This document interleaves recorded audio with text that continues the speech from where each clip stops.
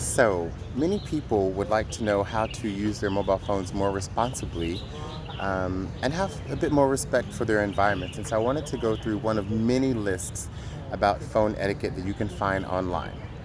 This one's called 10 Rules About Cell Phone Etiquette.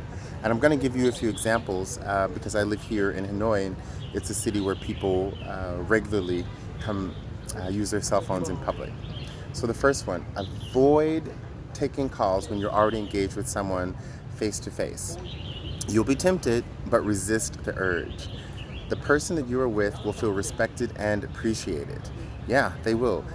And here's the thing, even if we're already used to doing this, taking phone calls, develop the habit of asking for permission. May I take this call? And then, as a later rule about this, move away. When you ask people for permission to take a call, you're acknowledging that your time is important, and yet there may be something else that is on your mind at the time. This both acknowledges the person that you're with comes first, and I think that's an important reminder for us as well. Number two, again, avoid texting where you're in a face-to-face conversation. Be careful not to offend people by texting in the presence of others. Again, even if this is normalized, you see people here taking breaks and timeouts to text when they're with one another. I would suggest that if you're with people, that you actually say, hey, okay, guys, can we all stay off our phones, but let's take some time together to catch up with what we need to, but then come back to where we are. As I've said before, you could just simply play a song and say, hey guys, we'll be on our phones for the length of this song, and then we'll go back to being face to face and present for each other. Number three, lower your GD voice. Don't nobody want to hear what you're talking about. And as a matter of fact, studies show that worse than hearing or overhearing another group of people's conversations, hearing half a conversation is actually quite socially annoying and awkward.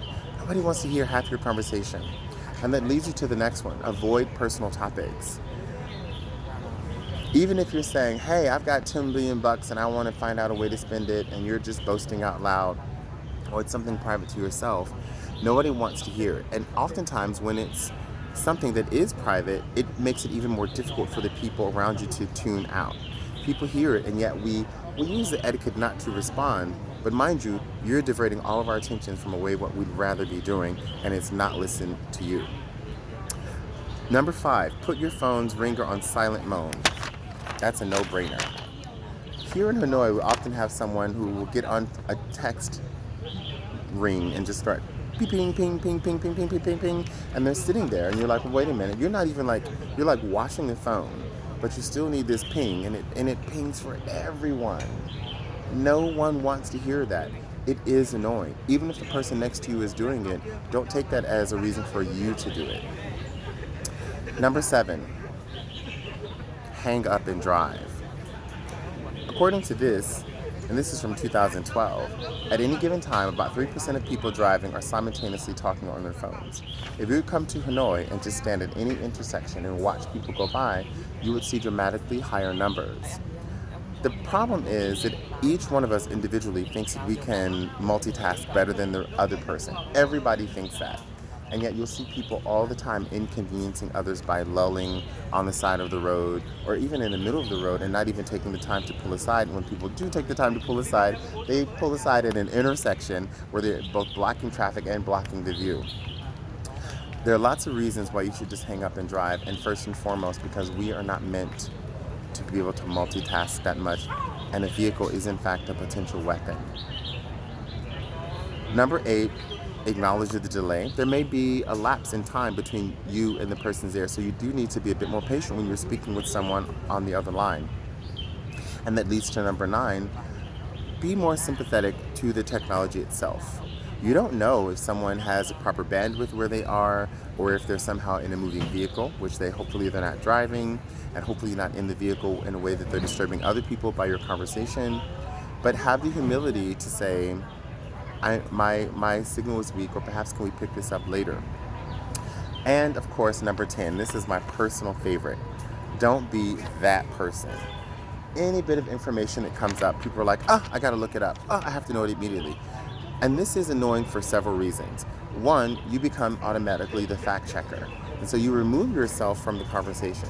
So even when the rest of the people have perhaps moved on, you have not. So you're stuck on this one factoid that you couldn't remember at the time, but we could have figured out in seconds if we, again, stayed in the conversation and put our heads together and had that emotional connection that you can only have when people sustain a dialogue together. When you're constantly dipping in and out just to check facts, you totally miss that. And as a matter of fact, when you're a part of a group, hi, when you're part of a group and you do that, you're also becoming a black hole sucking energy out of the group, because then it becomes about you and your personal security and your need to know immediately what you consider facts. And so that leads us to that last thing that I would add to summarize this.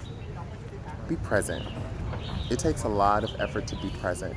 It's always taken a lot of effort to be present in a conversation, to muscle through uncomfortable silences, to talk about subjects that may not be comfortable for you, or you may not be the master of the information. And so it will always be tempting to just look up something or to remove yourself because you don't know exactly what you're talking about, to just bury yourself just for a moment, because even just sitting there in silence really is that uncomfortable. But these are muscles that every human has to develop.